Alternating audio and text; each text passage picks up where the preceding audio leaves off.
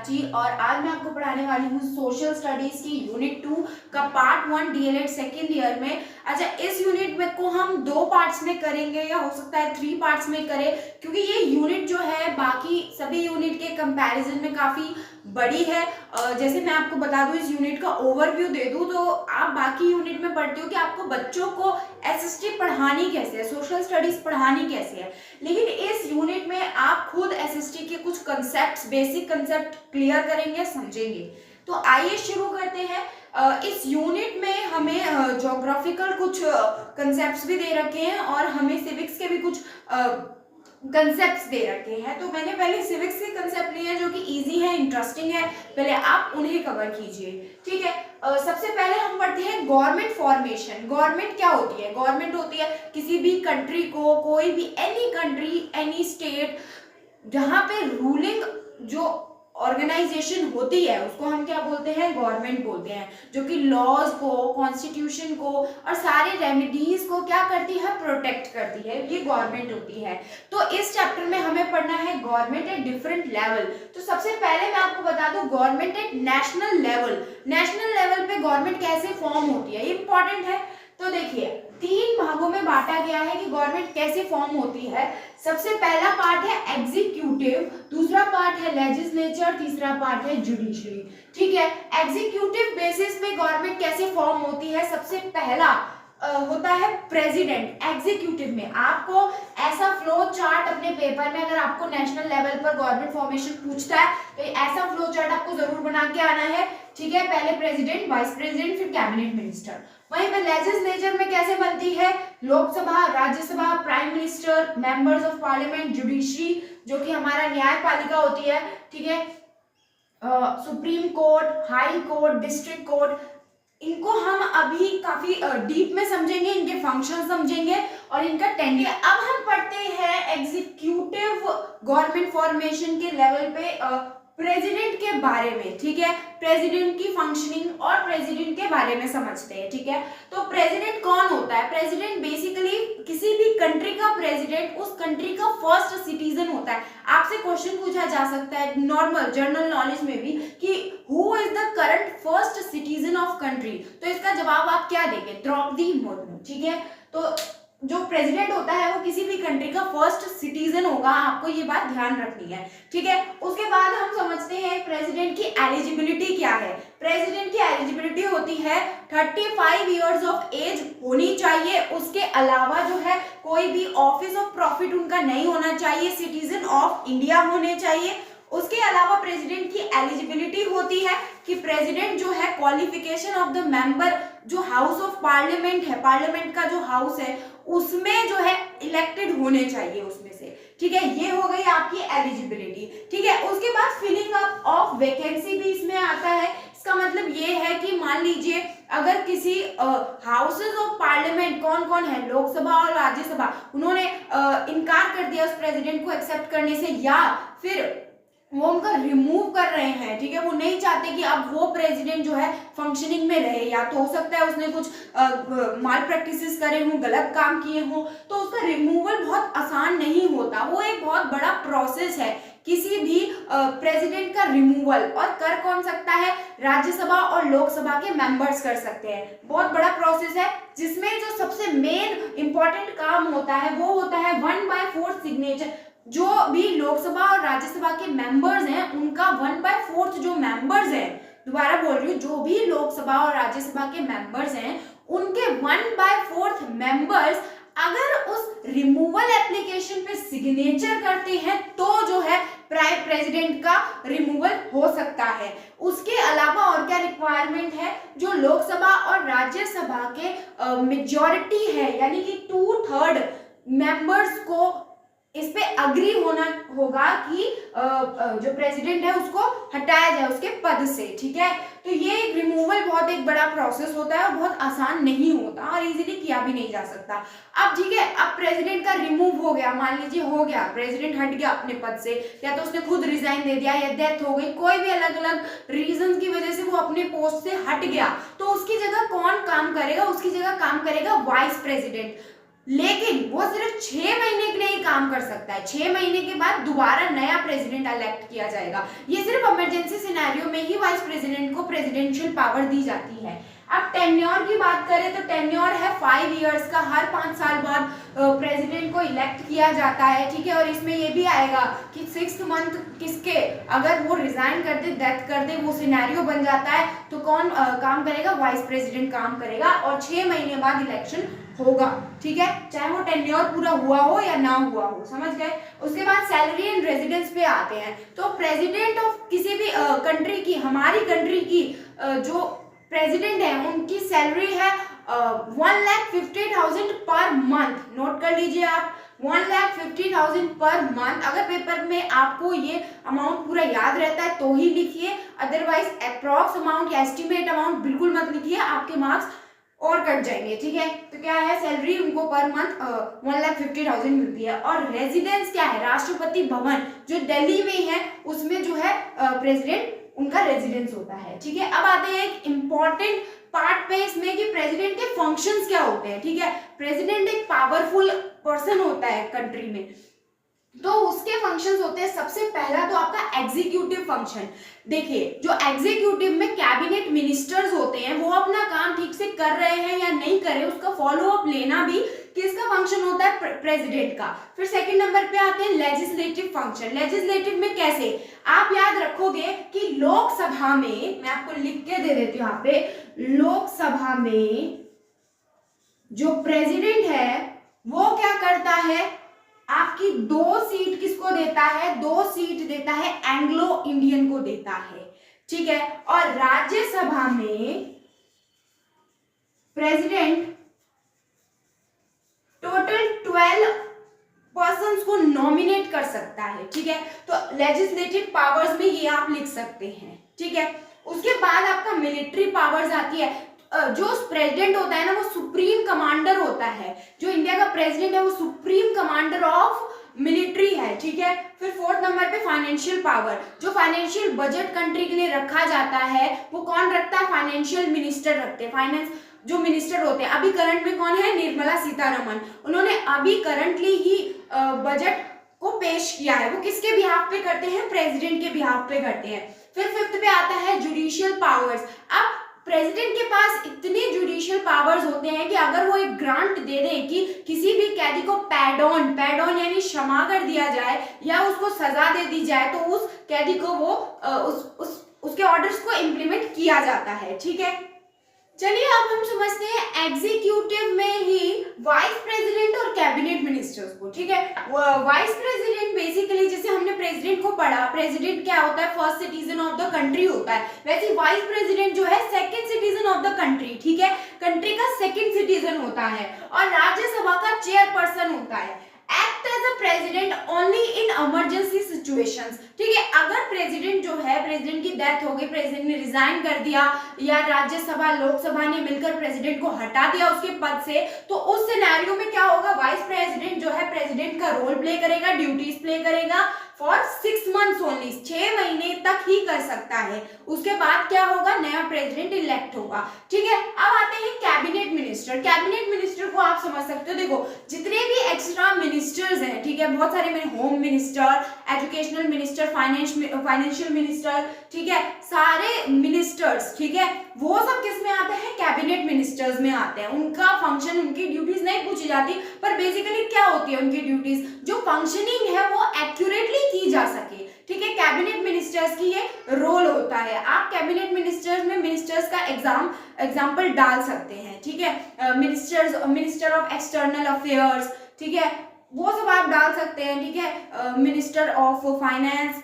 और minister of health, ठीक है, ये सब आप डाल सकते हैं। तो ये सब किसमें आता है, कैबिनेट मिनिस्टर्स में। अब हम पढ़ेंगे लेजिस्लेटिव के बारे में, ठीक है। लेजिस्लेटिव में आपके हाउसेज ऑफ पार्लियामेंट आते हैं, ठीक है। कौन कौन से हाउसेज ऑफ पार्लियामेंट है, पहला तो आपका हाउस है लोकसभा, ठीक है, फिर है राज्यसभा। लोकसभा क्या है, Lok Sabha basically lower house of parliament है, राज्यसभा आपका upper house of the parliament है, ठीक है। लोकसभा में कितने मेंबर्स होते हैं, 552 मेंबर्स होते हैं, जो कि 530 मेंबर स्टेट के होते हैं, ठीक है, और 30 मेंबर यूटी के होते हैं। इंडिया में कितनी स्टेट और यूनियन टेरिटरीज है? इंडिया में 29 स्टेट्स और 7 यूनियन टेरिटरीज है, ठीक है। तो 530 जो है लोकसभा में कितने होते हैं? स्टेट के होते हैं और 30 यूनियन टेरिटरी के होते हैं, और 2 होते हैं एंग्लो इंडियन, जो कि कौन अपॉइंट करता है? प्रेसिडेंट, मैंने आपको अभी बताया था, ठीक है। 2 एंग्लो इंडियन होते हैं। लोकसभा का टेन्योर होता है 5 इयर्स, और लोकसभा में ऑफिसर कौन होता है? स्पीकर। लोकसभा में स्पीकर अपॉइंट होता है। कौन अपॉइंट करता है? Ruling party. जो उस करंट पीरियड ऑफ टाइम में जो पार्टी रूल कर रही होती है वो किसको अपॉइंट करती है? स्पीकर को, ठीक है। Now we come with Rajya Sabha. Rajya Sabha क्या है? पार्लियामेंट का अपर हाउस है, ठीक है, अपर हाउस है। और टोटल कितने मेंबर्स होते हैं? 250 मेंबर्स होते हैं, जिसमें से 238 मिला के स्टेट और यूनियन टेरिटरी के होते हैं, और 12 को नॉमिनेट करता है? प्रेसिडेंट नॉमिनेट करता है। आप यहाँ पे लिख लेंगे, ठीक है। ये 12 जो मेंबर्स हैं राज्यसभा के, कौन अपॉइंट करता है? प्रेसिडेंट अपॉइंट करता है। और राज्यसभा जो है 6 ईयर का इसका टेन्योर होता है, और हर 2 साल में 1/3 जो मेंबर राज्यसभा के होते हैं, 1/3 जो मेंबर होते हैं वो रिटायर होते जाते हैं हर 2 साल में, ठीक है। ये है लोकसभा और राज्यसभा। बेसिकली बच्चों में इनमें कंफ्यूजन होती है, और इतना ही इसमें आपके पेपर में इतना ही इससे रिलेटेड आएगा बेसिकली, और ये बेसिक कंसेप्ट है जो आपको क्लियर होना चाहिए। ऑलराइट, अब हम पढ़ेंगे प्राइम मिनिस्टर के बारे में। प्राइम मिनिस्टर अगेन एक काफी इंपॉर्टेंट और पावरफुल पर्सन होता है किसी भी कंट्री का, ठीक है। तो प्राइम मिनिस्टर बेसिकली कौन होता है? जो रूलिंग गवर्नमेंट होती है उसका हेड होता है, ठीक है, हेड ऑफ द गवर्नमेंट। उसके बाद सुपरवाइजर टू प्रेसिडेंट। बेसिकली जो प्रेसिडेंट है वो तो सारे जो नेशन में काम हो रहे हैं वो तो ऑपरेट नहीं कर सकता, तो उनको कोऑर्डिनेट कौन करता है? Prime minister. आपने खुद देखा होगा जो प्राइम मिनिस्टर होता है उसकी पावर्स एक्सरसाइज ज्यादा होती है रेदर देन प्रेसिडेंट। प्रेसिडेंट बहुत इंपॉर्टेंट पर्सन होता है कंट्री के लिए, लेकिन जो सबसे ज्यादा फंक्शनिंग होती है वो किसकी होती है? प्राइम मिनिस्टर की होती है। ओके, अब हम पावर्स ऑफ प्राइम मिनिस्टर पढ़ेंगे, ठीक है। सबसे पहले उनकी powers related to council of minister. Council of minister में कौन कौन सी उनकी पावर्स वो एक्सरसाइज कर सकते हैं? सबसे पहला तो क्या है, वो किसी भी जो पार्लियामेंट में है किसी भी मिनिस्टर को, कैबिनेट ऑफ मिनिस्टर जो आपने पढ़ा था एग्जीक्यूटिव में जो होते हैं, उसको रिजाइन करवाने के लिए और उनका रिमूवल के लिए एप्लीकेशन दे सकते हैं, ठीक है। इवन वो शफल भी कर सकते हैं मिनिस्टर्स को, कहीं पे किसी को पोस्ट कर सकते हैं, ठीक है। उसके बाद इसमें इंक्लूड होता है कि वो गाइड करते हैं, कंट्रोल करते हैं, कोऑर्डिनेट करते हैं, ठीक है।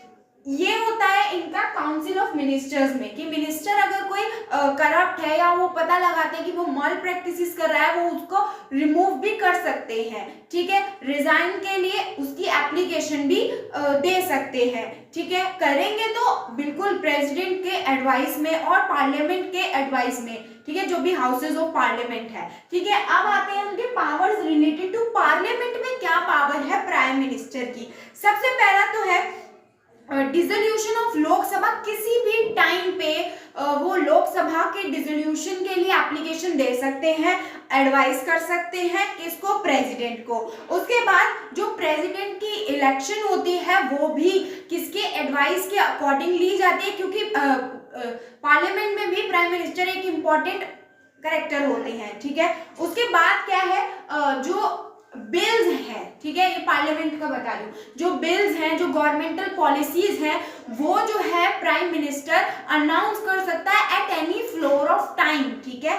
ये सारे हो गए पार्लियामेंट से रिलेटेड। अब अदर फंक्शंस क्या होते हैं प्राइम मिनिस्टर के? सबसे पहला तो क्या है, किसी जो गवर्नमेंट रूलिंग है उसके प्राइम मिनिस्टर क्या होता है? चीफ स्पोक्समैन होता है, ठीक है। और सेकंड नंबर पे फॉरेन पॉलिसी जर्नेशन भी इनका काम होता है, ठीक है। उसके बाद आता है प्लानिंग कमीशन, ठीक है, जो भी प्लानिंग कमीशन होती है, national development council national integration council और इंटर स्टेट काउंसिल सब कुछ सबका ऑपरेशन किसके थ्रू होता है, प्राइम मिनिस्टर के थ्रू होता है। उसके बाद जो है वो लीडर होते हैं जो पार्टी पावर में है उसके, और पॉलिटिकल हेड ऑफ सर्विसेज, उनके ऊपर पॉलिटिकल हेड ऑफ सर्विसेज जो भी एक प्राइम मिनिस्टर को प्रोवाइड करनी चाहिए उनके ऊपर होता है। तो ये सारे फंक्शंस थे, पावर्स थे प्राइम मिनिस्टर के। अब हम आगे पढ़ते हैं, ठीक है। अब हम पढ़ते हैं पार्लियामेंट के बारे में। पार्लियामेंट बेसिकली क्या होता है, कॉम्बिनेशन ऑफ टू हाउसेस जो कि है राज्यसभा और लोकसभा। और मेंबर्स ऑफ पार्लियामेंट कौन होते हैं, जो भी एलिजिबल होते हैं राज्यसभा और लोकसभा के मेंबर बनने के लिए, वो होते हैं मेंबर्स ऑफ पार्लियामेंट। अब हम पढ़ते हैं कुछ इंपॉर्टेंट पार्लियामेंट के फंक्शन। सबसे पहला फंक्शन तो क्या है कि पार्लियामेंट जो है कोई भी लॉ जनरेशन में हेल्प करता है, कोई भी बिल पास करने में, लॉ को जनरेट करने में। उसके बाद क्या है, कंट्रोल ओवर एग्जीक्यूटिव्स। एग्जीक्यूटिव्स कौन, कैबिनेट मिनिस्टर्स। अब वो कुछ करप्शन या कोई माल प्रैक्टिसेस नहीं कर रहे, उसका ध्यान कौन रखता है, पार्लियामेंट करता है। उनका रिमूवल, उनका रेजिग्नेशन, वो सब कौन देखता है, पार्लियामेंट देखता है। फाइनेंशियल कंट्रोल, फाइनेंशियल कंट्रोल भी इसका फंक्शन है। कैसे है, बजट निकलता है हर साल, कौन देता है, फाइनेंस मिनिस्टर देता है, ठीक है। फोर्थ पे आता है ऑर्गन्स ऑफ इंफॉर्मेशन। पार्लियामेंट क्या है, एक ऑर्गन है इंफॉर्मेशन का। हमें कोई भी इंफॉर्मेशन चाहिए होती है, नॉर्मल सिटीजन को गवर्नमेंट में क्या चल रहा है, इंडिया में क्या चल रहा है, वो कैसे पता चलेगा, थ्रू द पार्लियामेंट। तो पार्लियामेंट के ये फंक्शंस होते हैं। अब हम आगे पढ़ते हैं government formation at state level. अब तक हमने पढ़ा नेशनल लेवल पर, अब हम स्टेट लेवल पर पढ़ते हैं, ठीक है। स्टेट लेवल में सबसे पहले सबसे ऊंचे पद पर कौन होता है, गवर्नर। हम गवर्नर के बारे में पढ़ते हैं, ठीक है। गवर्नर कौन होता है, गवर्नर जो होता है जो किसी भी स्टेट को एक्सरसाइज करता है, उसमें जो मेन मेंबर होता है, मेन पर्सन होता है, वो होता है गवर्नर, ठीक है। कौन अपॉइंट करता है गवर्नर को, प्रेसिडेंट अपॉइंट करता है गवर्नर को, ठीक है। गवर्नर का टेन्योर कितना होता है, 5 इयर्स का टेन्योर होता है। 5 इयर्स बाद दोबारा प्रेसिडेंट जो है गवर्नर अपॉइंट करते हैं स्टेट के लिए, ठीक है। उसके बाद आता है एलिजिबिलिटी। गवर्नर की एलिजिबिलिटी क्या है, कोई भी पर्सन को गवर्नर होने के लिए 35 इयर्स ऑफ एज होना चाहिए, इंडियन सिटीजन होना चाहिए, और एक इंपॉर्टेंट पार्ट यहाँ पे आता है कि आउटसाइडर होना चाहिए। आउटसाइडर मतलब ये, जैसे मान लीजिए दिल्ली है, दिल्ली में जो गवर्नर है वो दिल्ली का नहीं होना चाहिए, ठीक है, आउटसाइडर होना चाहिए। कंसल्ट चीफ मिनिस्टर, जब प्रेसिडेंट अपॉइंट करता है किसको, गवर्नर को, तो उसको पहले किससे कंसल्ट करना चाहिए, chief minister of the state, जिस स्टेट के लिए गवर्नर अपॉइंट हो रहा है। फिर आता है not a member of any house. जो पार्लियामेंट के हाउसेज हैं, लोकसभा और राज्यसभा, उनमें से किसी का भी मेंबर वो नहीं होना चाहिए। Then we come with power of governor. Governor की पावर्स क्या क्या होती है, सबसे पहली पावर है एग्जीक्यूटिव पावर। एग्जीक्यूटिव पावर क्या है कि जो भी स्टेट के मिनिस्टर्स हैं, ठीक है, उन पर नजर रखना और उनके काम अच्छे से इंप्लीमेंट हो रहे हैं उनका फॉलो अप लेना, ठीक है। लेजिस्लेटिव, लेजिस्लेटिव में क्या है कि जो विधानसभा होती है, ठीक है, उसमें जो पावर्स एक्सरसाइज, उसमें इंफॉर्मेशन को देना, ठीक है। विधानसभा भी हम आगे पढ़ेंगे, लेजिस्लेटिव असेंबली, ठीक है। फिर है जुडिशियल। जुडिशियल पावर्स होती है गवर्नर के पास, जैसे प्रेसिडेंट के पास पावर होती है। जुडिशियल पावर में क्या है कि गवर्नर जो है किसी को भी पैडॉन यानी क्षमा कर सकता है या किसी को भी सजा दिलवा सकता है, किसमें, स्टेट में, ठीक है। उसके बाद में फाइनेंशियल पावर है, स्टेट का जो बजट है वो किसके बिहाफ पे रिप्रेजेंट होता है और इम्प्लीमेंट होता है, गवर्नर के बिहाफ। अब हम पढ़ेंगे government formation at state level, ठीक है। स्टेट लेवल पे हम पढ़ रहे थे, हमने पढ़ा गवर्नर के बारे में। अब एक और इम्पोर्टेंट पर्सन आता है स्टेट लेवल गवर्नमेंट फॉर्मेशन में, वो है चीफ मिनिस्टर। चीफ मिनिस्टर जैसे अपने नाम से चीफ है, ठीक है, किसी भी स्टेट का, और जो स्टेट के जो भी डिसीजंस हैं वो कौन लेता है, चीफ मिनिस्टर। अब जैसे मान लीजिए कोई भी क्राइम हुआ दिल्ली में या मतलब किसी भी स्टेट में, एग्जांपल हम दिल्ली का ले रहे हैं, तो उसका ब्लेम किसको होगा, किसका ब्लेम या जो क्रेडिट है, कुछ अच्छा हुआ तो उसका क्रेडिट किसको दिया जाएगा, जो उस स्टेट का, जो उस जगह का चीफ मिनिस्टर होगा, ठीक है। क्रेडिट और ब्लेम दोनों किसका होगा, चीफ मिनिस्टर का होगा। तो चीफ मिनिस्टर बेसिकली कौन होता है, चीफ स्पोक्स पर्सन होता है। जो भी पार्टी जो है, जो भी पार्टी रूलिंग होती है, जो भी गवर्नमेंट इन स्टेट होती है, ठीक है, वो क्या होती है, chief spokes person. Chief minister उस पार्टी का स्पोक्स पर्सन होता है, चीफ, ठीक है। और चीफ मिनिस्टर किसी भी स्टेट का बेसिकली एक लिंक बनाता है किसके बीच में, गवर्नर और काउंसिल ऑफ मिनिस्टर्स के बीच में, ठीक है। गवर्नर जो स्टेट का गवर्नर है और काउंसिल ऑफ मिनिस्टर्स है उनके बीच में एक लिंक का काम करता है और पब्लिक को सर्विसेज देता है, ठीक है, उस स्टेट की, ठीक है। इसका टेन्योर होता है 5 इयर्स का, इसका टेन्योर होता है। इससे पहले भी अगर किसी भी स्टेट का चीफ मिनिस्टर कोई माल प्रैक्टिसेस करता है या कुछ होता है तो उसका रिमूवल कौन करता है, आपका गवर्नर करता है, ठीक है। उसके बाद आता है चीफ सेक्रेटरी। जैसे चीफ मिनिस्टर है वैसे ही है चीफ सेक्रेटरी, एक तरीके से जैसे प्रेसिडेंट का वाइस प्रेसिडेंट। तो बेसिकली चीफ सेक्रेटरी क्या है कि इंफॉर्मेशन चीफ मिनिस्टर से लेकर सर्विसेज में पब्लिक को और बाकी पार्लियामेंट में या हर जगह जो है जहाँ पे इंफॉर्मेशन रिक्वायर्ड होती है वहाँ पे वो देता है। अब उसके कुछ फंक्शंस पढ़ लेते हैं कि उसके फंक्शंस क्या है। सबसे पहले तो advisor to chief minister, chief minister को एडवाइस देता है फैसले लेने में, ठीक है। कैबिनेट का सेक्रेटरी होता है, स्टेट में जो भी घट रहा है वो जो क्या है कैबिनेट को बताता है, ठीक है। हेड ऑफ सिविल सर्विसेज, जो सिविल सर्विस जैसे पब्लिक की वेलफेयर के लिए उसका हेड कौन होता है, चीफ सेक्रेटरी होता है। उसके बाद है आपका कोऑर्डिनेटर होता है, कोऑर्डिनेटर का काम करता है, चीफ मिनिस्टर को कोऑर्डिनेट करता है। उसके बाद है कुछ डिपार्टमेंट का भी हेड होता है वो, ठीक है। कोई भी डिपार्टमेंट चीफ सेक्रेटरी के अंडर आ सकता है। अब इसी में इंक्लूड होता है विधानसभा। विधानसभा यानी कि जिसको हम बोलते हैं लेजिस्लेटिव असेंबली भी बोलते हैं विधानसभा को, ठीक है। इसका टेन्योर होता है 5 इयर्स और इसमें एक स्पीकर होता है और एक डिप्टी स्पीकर होता है। और इनका जो है वर्क होता है, जैसे मैंने आपको बताया था कि प्रेसिडेंट को रिमूव करना होता है तो कितने चाहिए होते हैं, 2/3 ऑफ द मेंबर्स होते हैं, तो वो इसमें से भी इंक्लूडेड होते हैं, ठीक है। अब eligibility to MLA, member of legislative assembly, ठीक है। लेजिस्लेटिव असेंबली का मेंबर बनने के लिए क्या क्या एलिजिबिलिटी है, वही कि आपको 25 इयर्स तक की एज होनी चाहिए आपकी, ठीक है। उसके बाद आप जो है इंडिया के सिटीजन होने चाहिए, आपका माइंड जो है साउंडेड होना चाहिए, आप ऑफिस ऑफ प्रॉफिट में नहीं होने चाहिए, यानी आपने अलग कोई व्यापार चला रखा है प्रॉफिट के अकॉर्डिंग, प्रॉफिट पर्पस के लिए। तो ये सारी एलिजिबिलिटी है एमएलए के लिए। विधानसभा का एक बहुत छोटा सा ही कंसेप्ट आपको पता होना चाहिए, इसलिए मैंने आपको बताया है, ठीक है। आगे हम पढ़ते हैं, हम पढ़ेंगे government formation at local level. Local level पे गवर्नमेंट फॉर्मेशन, लोकल लेवल क्या है, लोकल लेवल जैसे डिस्ट्रिक्ट में जैसे आप एमसीडी हो गया, ये सब लोकल लेवल, पंचायत हो गया लोकल लेवल। अब कॉन्स्टिट्यूशन में लोकल लेवल गवर्नमेंट फॉर्मेशन का जिक्र कहीं पे भी नहीं था जब कॉन्स्टिट्यूशन फॉर्म हुआ, ठीक है।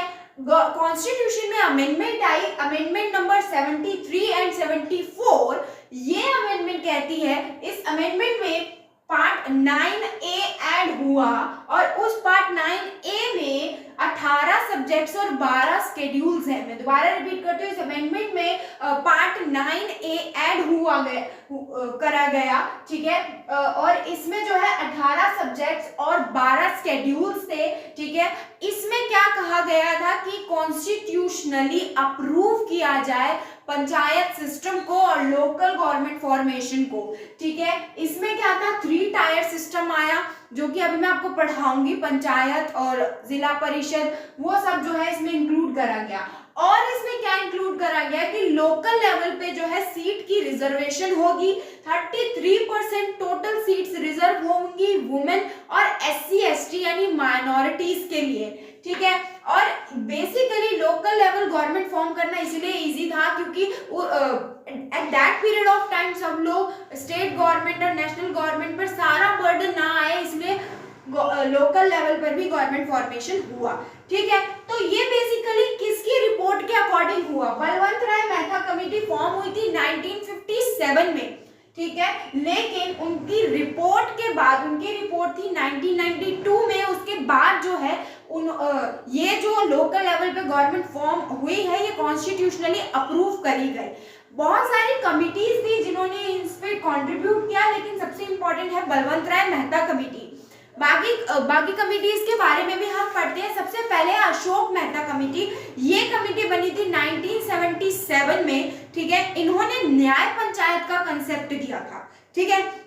फिर है GKV राव कमेटी, ये 1985 में हुई थी। आप इनके ईयर जरूर याद रखेंगे, 1 मार्कर में आता है। इन्होंने पंचायती राज सिस्टम और जो सारी रिपोर्ट थी बलवंत राय कमेटी, मेहता कमेटी की, उसके सपोर्ट में इन्होंने अपनी रिपोर्ट तैयार करी। उसके बाद एक इंपॉर्टेंट कमेटी और आती है LM सिंघी कमेटी। ये बनाई थी राजीव गांधी गवर्नमेंट ने 1986 में। ये कमेटी बनी थी revitalisation of Panchayati Raj institution for democracy and development. आप ये लाइन जरूर याद रखेंगे, revitalisation of Panchayati Raj institution for democracy and development. ठीक है, तो इसमें क्या हुआ था, कॉन्स्टिट्यूशनली रिकॉग्नाइजेशन और न्याय पंचायत को अहमियत दी गई थी। तो ये है आपका लोकल लेवल के फॉर्म। अब मैं आपको 3 टायर सिस्टम को समझाती है। हमारा 3 टायर सिस्टम, ठीक है, ये 3 टायर सिस्टम में इसमें क्या है, सबसे पहले आता है ग्राम पंचायत, फिर आता है पंचायत समिति जिसको ब्लॉक समिति भी बोलते हैं, फिर आता है जिला परिषद जो डिस्ट्रिक्ट लेवल पे होता है। तो सबसे पहले हम ग्राम पंचायत के बारे में पढ़ते हैं। पहले हम पंचायत के बारे में पढ़ते हैं। पंचायत बेसिकली क्या है, पंचायत का अगर आप इतिहास देखें, हिस्ट्री देखें, तो पंचायत जो बेसिकली क्यों बनाई गई थी पहले के टाइम पे, जो छोटे मोटे कॉन्फ्लिक्ट्स होते हैं विद इन देयर विलेज, गांव में जो छोटे मोटे बातचीत, जैसे जमीन के पीछे लड़ाई, कुछ थोड़ा बहुत हो जाता था, तो जो गांव के एल्डर्स होते थे वो मिलके जो है क्या करते थे, समझौता करते थे। तो तब से ये रीत चली आई और ये क्या है, इन्होंने पंचायत का रूप ले लिया। और उन सब एल्डर्स में एक बड़ा एल्डर्स होता था, ठीक है, वो कौन होता था, वो सरपंच कहलाया जाता था। ठीक है, तो ये हिस्ट्री है इसकी। और बेसिकली सबसे पहले आता है ग्राम पंचायत जो कि होती है विलेज लेवल पे। ठीक है, ये आपका ऐसे ऊपर को चलती है। ठीक है, आप एरो बना के सीख सकते हैं इसको।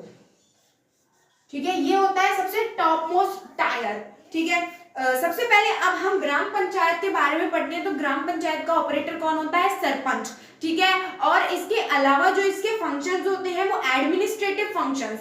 कैसे कि गांव में कुछ भी काम हो रहा है, विकास नहीं हो रहा, गांव में डेवलपमेंट नहीं हो रही, वो सब क्या है, किसके अंडर आता है, ग्राम पंचायत के अंडर आता है। कौन फैसले लेता है, सरपंच। कोई कंफ्लिक्ट है वो कौन सुलझाता है, सरपंच। ठीक है, अगला फंक्शन है सोशल जस्टिस, जस्टिस देता है, वही कंफ्लिक्ट को सुलझाता है। फिर थर्ड नंबर पे आता है economic function and social function. Social function यानी उनके गांव को एक रेपुटेशन मिले उनके जिले में, तो वो क्या है, सरपंच का रोल होता है बेसिकली वो होता है ग्राम पंचायत के अंदर आता है।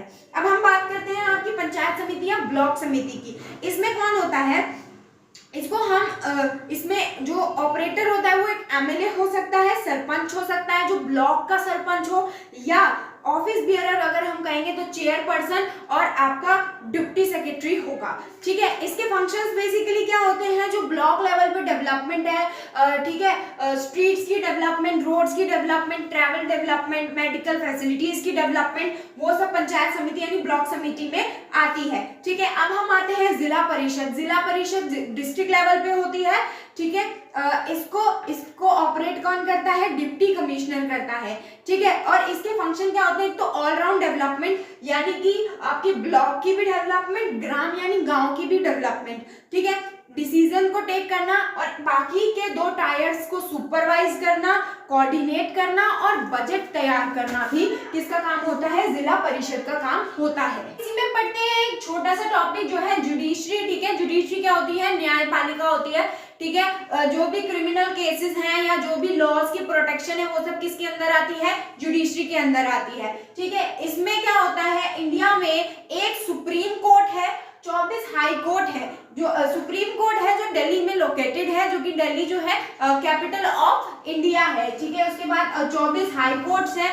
हाई कोर्ट क्या होता है, एक स्टेट का हाई कोर्ट होता है, और हर एक स्टेट का हाई कोर्ट होता है। बेसिकली क्या है कि एक हाई कोर्ट 2-3 स्टेट का हाई कोर्ट हो सकता है, इसलिए इसमें 24 हाई कोर्ट्स है। ठीक है, ऑलराइट। अब सेवरल डिस्ट्रिक्ट कोर्ट यानी कि हर एक ब्लॉक पे हर एक डिस्ट्रिक्ट का अपना कोर्ट है। ठीक है, अब कोई मैटर है, कोई क्रिमिनल केस है, वो डिस्ट्रिक्ट लेवल पे सॉल्व नहीं हुआ तो वो क्या है, हाई कोर्ट पे जाता है वो मैटर, और हाई कोर्ट में भी नहीं होता है तो वो सुप्रीम कोर्ट उसका डिसीजन लेता है। ठीक है, जो सुप्रीम कोर्ट का डिसीजन होता है वही आखिरी डिसीजन होता है। ठीक है, चीफ जस्टिस कौन अपॉइंट करता है, जो इंडिया का करंट चीफ जस्टिस कौन है, संजीव खन्ना, आप याद रखेंगे। ठीक है, कौन अपॉइंट करता है, प्रेसिडेंट अपॉइंट करता है। ठीक है, तो that was all about this part और ये कुछ सब टॉपिक्स उसके थे। अब हम आगे पढ़ते हैं।